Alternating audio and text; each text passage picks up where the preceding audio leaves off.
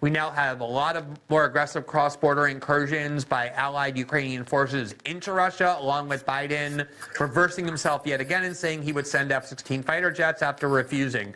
How do you assess the actual danger of escalation in terms of the possibility of some direct U.S.-Russia military conflict, even as an episodic misperception, and ultimately the longer-term risks of things like all-out war between the West and Russia?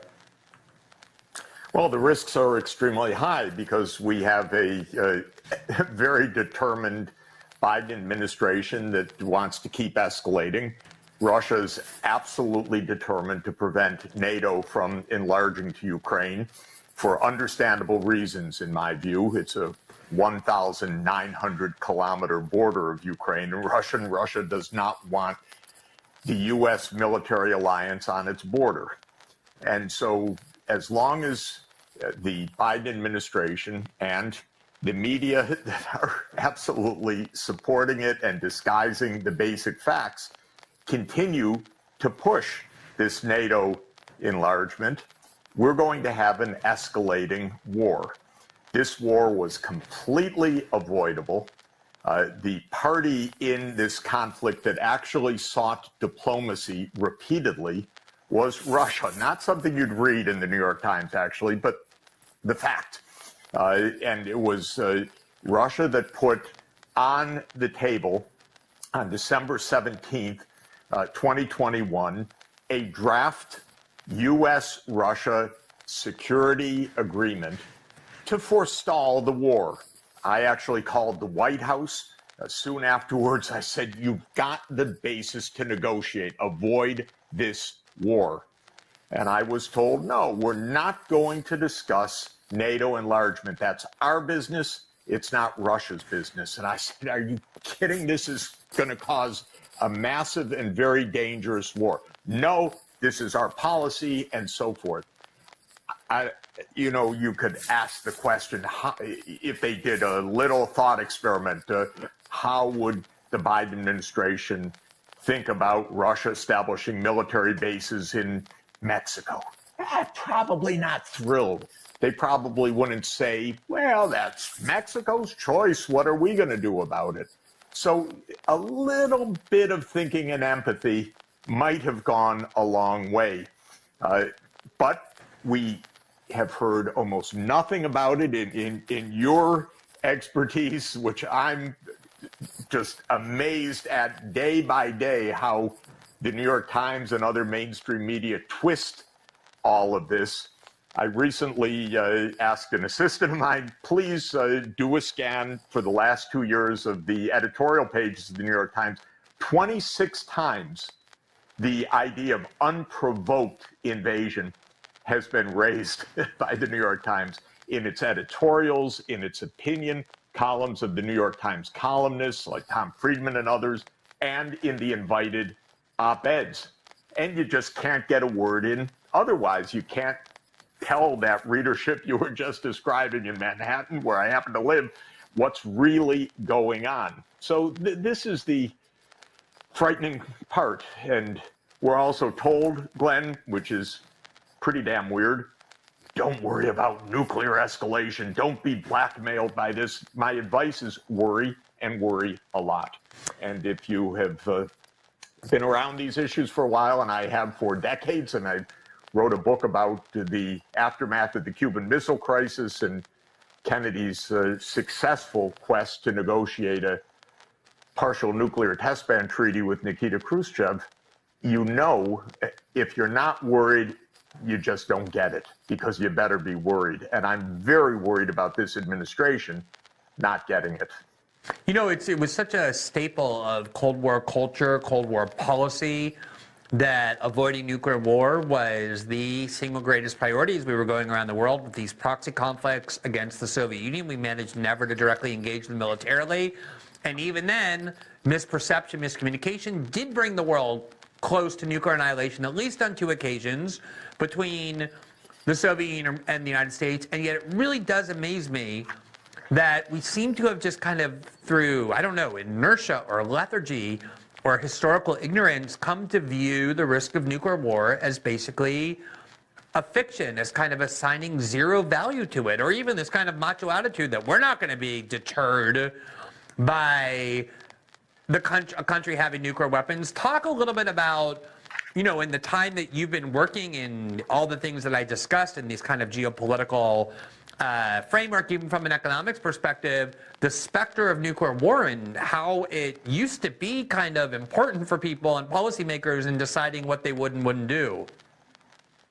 There was one moment when Biden was caught on tape saying, we're on a path to Armageddon. This is, I think it was the fall of 2021, if I remember. No, 2022. 2022, yeah, sorry. Yeah. I'm sorry, 2022, excuse me. And, he was excoriated by the press the next day, rather than anybody reflecting, oh my God, the president of the United States is saying this. He was excoriated. How dare he say this? He let a tiny glimmer of the truth in. And then, of course, the whole idea was shut that up. Don't talk about that. Well, anyone that knows some history, and by the way, if you want to know some history, the most wonderful book written about this by a great historian is a book called Gambling with Armageddon by a late, great historian, Martin Sherwin, who wrote about the Cuban Missile Crisis and the whole atomic age, in fact. And the book is terrifying because we came so close 60 years ago, actually 61 years ago now, to nuclear annihilation. And almost every one of Kennedy's aides would have pushed us to that. We fortunately had a president who had the sense to avoid the ultimate disaster, but almost none of his aides had that sense. And what Sherwin recalls, and what we've learned from Dan Ellsberg and from so many others, is how close we've come and how easy it is to come close, because there's so many stupid people in our government. Believe me, this is something I can tell you absolutely. People who don't think, who are extraordinarily lacking in basic common sense, who believe that power is the only coin of the realm, who believe you really do have to be tough on whatever it is, and nuclear war will see them down. And all of this is extraordinarily reckless, and we're really in it now. And it's, of course, not just Ukraine. It's Nancy Pelosi flying to Taiwan. It's us doing whatever we can to humiliate China. It's having an absurd G7 meeting last week in Hiroshima, of all places, that the U.S., of course, bombed with the first nuclear atomic bomb, spending the whole G7, in essence, to attack China and Russia. They think it plays politics. They think it's a game. It's extraordinarily reckless and extraordinarily dangerous and extraordinarily predictable what's going on. Yeah. Because the real diplomats inside the U.S. have been warning about this for decades. We're only finding some of it out by WikiLeaks and by disclosures such as Bill Burns, their CIA director, who was in 2008 the U.S. ambassador to Russia, and he sent a memo that everybody should read. To Condoleezza Rice. 2008, yeah, he explained, my God, this NATO enlargement business is absolutely dangerous. And of course, George Kennan, a decade earlier, and George Kennan was absolutely brilliant and understood already in the 50s how we could have gotten out of the Cold War.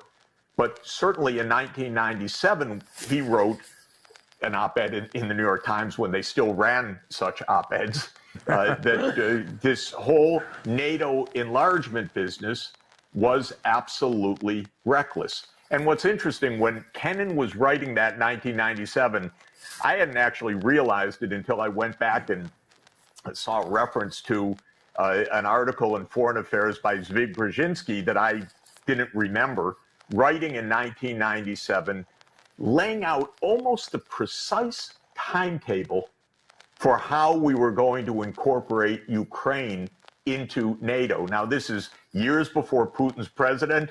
This is when we're not having any war with Russia. People tell me, oh, yeah, well, they have to be in NATO. Look at Putin, madman. But this is well before, and Brzezinski lays out basically to the year the sequence of how it's going to be the first row of countries, which was Hungary, Poland, Czech Republic. Then it's going to be the next row. Then Ukraine by 2005 to 2010, he writes, they're going to have their invitation. It turned out to be 2008. Our ambassador to NATO in 2008 was none other than Victoria Nuland. If you want to know what deep state means, she's been in every administration. She's been almost every night. Except when Trump was elected. That's the only way apparently to get her out of the government. Except Trump. Yeah. So she was Cheney's advisor. She was ambassador to NATO when we asked Ukraine to come in. She was the point person on the U.S. engagement in the violent overthrow of Viktor Yanukovych in February 2014, which started the war in Ukraine. And she is now promoted for all of this, bringing us ever closer to disaster. And by the way, putting Ukraine in the classic place in a proxy war guaranteed to destroy that country, which is exactly what it's doing. You know, the thing that struck me so much about that Bill Burns memo in 2008 when he was warning Condoleezza Rice and others in the Bush administration about the insanity of this plan was he said, it isn't just Putin.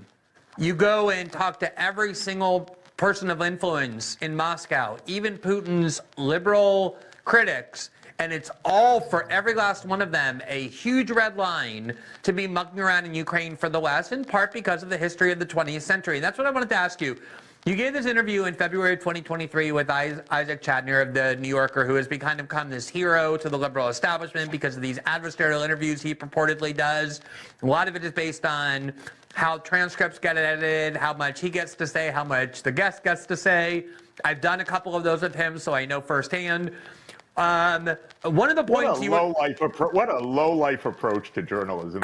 Completely. I mean, mine I felt ended up being pretty fair, but I've seen him done incredible hatchet jobs with others, including yours, because one of the points you kept trying to make was that the premises of his questions embedded in them, they were almost like, when did you stop beating your wife questions, were so misguided because he was distorting the history of the conflict, in part by thinking the war began either in 2022 or even in 2014 with Crimea, and you kept pointing it out, actually the start of the war is 2013 with this change of government that he was shocked you called a coup, or even before with NATO expansion, even before it got to Ukraine. So talk about those parts of the history that the New York Times, the New Yorker editors didn't allow you to have included in that article, and why you think that history is so important to understanding how we're being propagandized about the conflict now.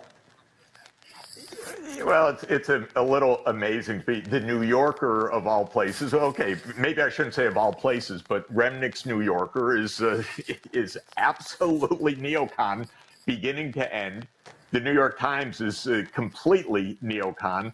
I don't know if they would be, by the way, if I can't figure it out if it's just anti-Trump, pro-Biden, or they really believe the stuff that they say, but they're absolutely unwilling to listen or to learn a fact. The thing that surprised me about Chotiner was just how he knew nothing and kept making aggressive assertions.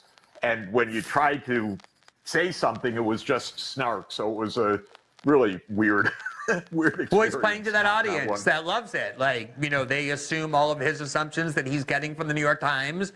That's the full extent of their worldview. You kept trying to inject an alternative historical understanding, but it never made it into the article, which is why I'd love for you to offer it now about the importance of 2013 and that change of government, and even kind of going back to when NATO started expanding after the reunification of Germany eastward toward the Soviet or toward Russia. Well, you know, I posted a piece on Common Dreams, which people can take a look at to get a lot of the hyperlinks and a lot of the underlying data and evidence. But this story really goes back 34 years. It goes back to 1989, 1990. The U.S. and Germany were both very clear to Gorbachev, who was a godsend for the world, by the way, because he really was a man of peace, and I was profoundly honored to try to help him on the economic side, though the White House was having none of it at the time. But in any event, Gorbachev believed in peace, and he unilaterally disbanded the Warsaw Pact, which was the Soviet side NATO. And Baker and Hans-Dietrich Genscher, the German foreign minister, repeated time and again to Gorbachev, and in many, many different forms, and so did the NATO Secretary General and others, we will not move NATO 1 inch eastward. We won't do it. Now, I spoke to a wonderful historian who is working on this right now, who tells me that in the archives he's come across in 1992, not only the plans for NATO expansion, but Ukraine already on the list for NATO expansion in 1992, when supposedly in the public there is no such thing as NATO expansion at all. But remember 1992, that was Cheney, Wolfowitz, and Rumsfeld in the Bush senior administration. I thought, what could be worse? Well, we kept learning things can get worse. Right. Even in the Democratic Party, the love affair with the so-called liberal hegemony. I don't know what the liberal part is, but I know what the hegemony part is. That has been Nuland's thing, and of course her husband Robert Kagan's thing for decades. This has been underway since the early 1990s. Now, the Russians have been saying, and Gorbachev said, don't move eastward. We want peace. We want openness. I was actually advisor to Gorbachev. I was economic advisor to Yeltsin. I was economic advisor to Leonid Kuchma, first president of independent Ukraine. I've seen all of these people. You know what they wanted? They wanted normal life. They wanted to stop the Cold War. They did not want crazy things. They wanted normalcy.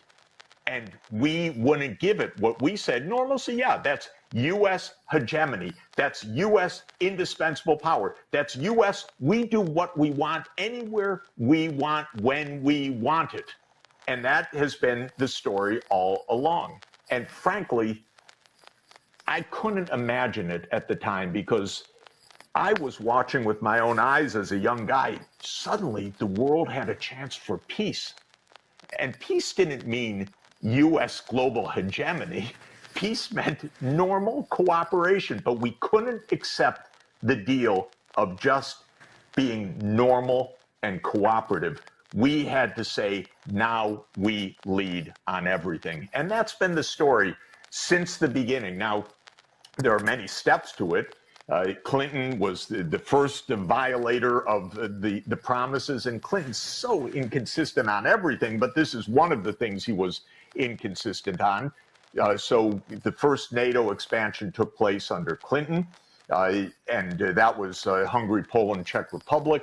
The next NATO expansion, 7 countries by Bush Jr. in 2004, Latvia, Lithuania, Estonia, Romania, and Bulgaria on the Black Sea. So you had the Baltic states, you had Romania and Bulgaria. You're starting to, right up against Russia. Slovakia and Slovenia. Now, Putin says in 2007, stop already, stop. He says it in a famous speech at the Munich Security Conference in 2007. We don't listen at all. 2008, Bush says NATO is going to enlarge to Ukraine. The European leaders, by the way, were aghast. And one of the European top leaders at the time called me, said, what is your president doing? Of course, European leaders don't say any of this publicly, but they say privately, this is crazy. This is so dangerous. But of course, they were quiet. Bush pushed this through in 2008. Then there was a reprieve for Ukraine. the reprieve was that the president, Viktor Yanukovych, said, look, we're in between two giants. We don't want to be smashed in the middle. We take neutrality. But neutrality was a red flag for Victoria Nuland and her friends. And so at the end of 2013, when demonstrations against the decision that Yanukovych had made to postpone signing an agreement with EU started protests, believe me, the U.S. covertly and overtly and every other way stirred that up massively. But in January and February 2014, they supported a violent insurrection that overthrew Yanukovych. And of course, notoriously, Nuland was caught on tape, something we don't talk about, but anyone go listen to it. She picked the next leader. She picked the new leader.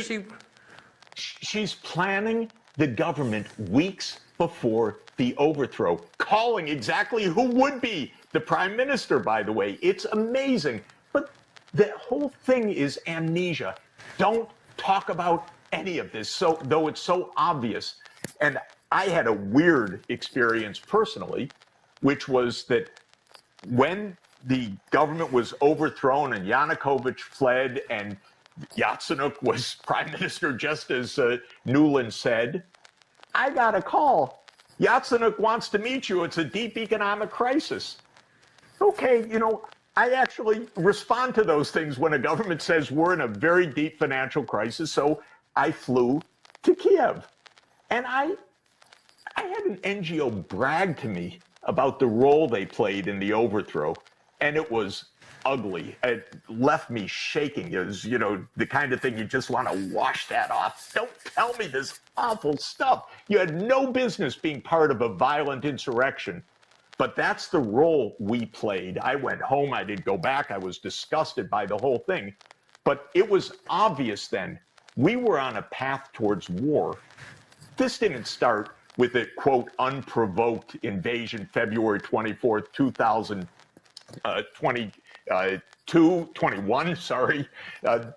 22, excuse me. This started in February 2014, and it started with the U.S. participation in a coup.